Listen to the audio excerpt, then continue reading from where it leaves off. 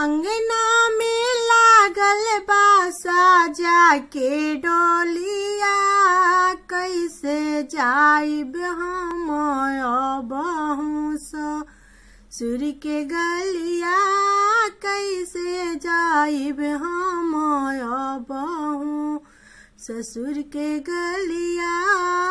अंगना में लागल बा साजा के डोलिया, अंगना में लागल बा साजा के डोलिया, हम कैसे जाइब अबही ससुर के गलिया, हम कैसे जाइब अबही ससुर के गलिया।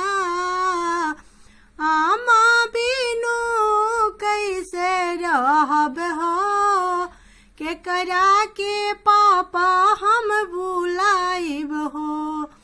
आमा बिनु कैसे रहब हो, आमा बिनु कैसे रहब हो, केकरा के पापा हम बुलाइब हो, केकरा के पापा हम बुलाइब हो, केकरा के पापा हम गोहराइब हो।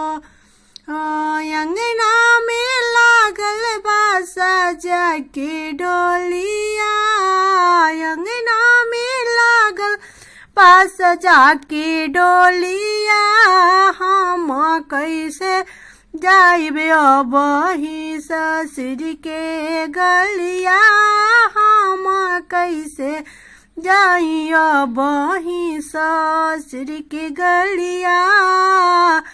चाचा बिनु कैसे रहब हो, चाची बिनु कैसे रहब हो, केकरा के चाची हम बुलाइब हो, केकरा के चाचा गोहराइब हो।